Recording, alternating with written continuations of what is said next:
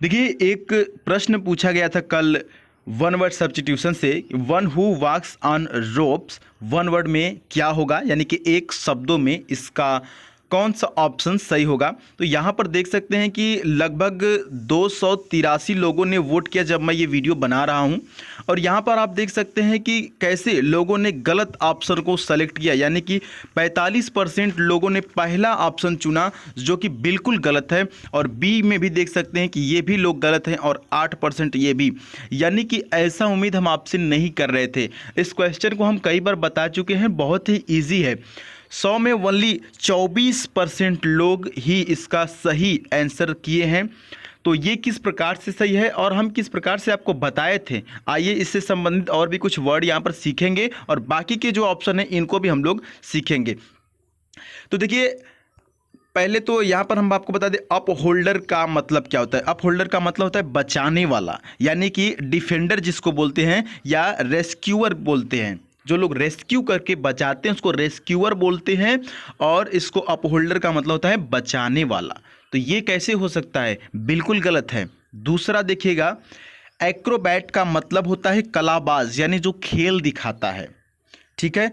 और यहाँ पर देख सकते हैं एविएटर का मतलब होता है हवाबाज या विमान चालक, जिसको पायलट भी बोला जाता है या फ्लाइंग मैन भी बोला जाता है, ठीक है। तो ये तीनों आपको क्लियर हो गया। अब बात करते हैं जो सही ऑप्शन है।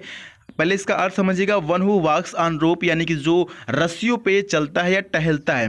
तो आया इसी से फनाम्बुलिस्ट, यहाँ पर ये ऑप्शन सही है। आप देख सकते हैं कि किन लोगों ने सही कमेंट किया था, जिनको कॉन्फिडेंस था कि नहीं सही है। यहाँ पर डी ऑप्शन इन्होंने भी सही किया है। और रॉक और सौरभ कुमार देख सकते हैं, सुनील गोला, ये सही है। ये कंटिन्यू हमसे जुड़े रहते हैं। यहाँ पर देख सकते हैं आप, यहाँ पे चौधरी का भी सही है।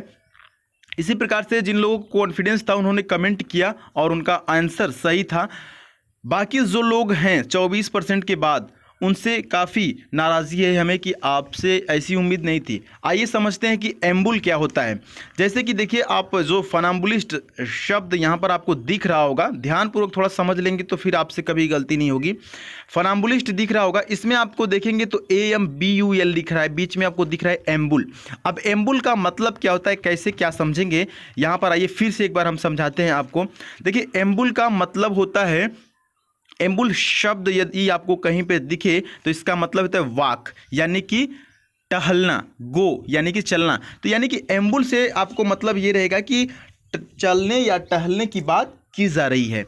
अब देखिए, यहाँ पर कुछ एग्जाम्पल्स आपको दिख रहे होंगे, जैसे कि एम्बुलेंस। एम्बुलेंस आपको पता है कि एक ऐसा वाहन है जो कि मरीजों को एक हॉस्पिटल से दूसरे हॉस्पिटल तक ले जाता है, ले आता है। तो इसको यहाँ पे देखिए एम्बुल जुड़ा हुआ है, यानी कि ये हमेशा चलता रहता है एक हॉस्पिटल से दूसरे हॉस्पिटल। एम्बल का मतलब क्या होता है, यहाँ पर एम्बल का मतलब आप समझ लीजिएगा, इसका मतलब भी होता है टहलना, लेकिन कैसे, धीरे धीरे, यानी कि मंद गति से, स्लोली एम्बल। और एम्बुलेटरी का मतलब भी होता है चलने फिरने में सक्षम, ठीक है। और इसी से एक मिलता जुलता शब्द है आपके सामने, सोमनाम्बुलिस्ट, जो कि आपके एग्जाम में बहुत बार पूछा जा चुका है। सोमनाम्बुलिस्ट का मतलब देखिए, यहाँ पे कैसे आपको समझाने की कोशिश कर रहे हैं हम। सोमना जब भी कहीं दिखे तो आपको समझना है कि स्लीप की बात कर रहा है। एम्बुल अभी हमने बताया कि एम्बुल का मतलब होता है वाक।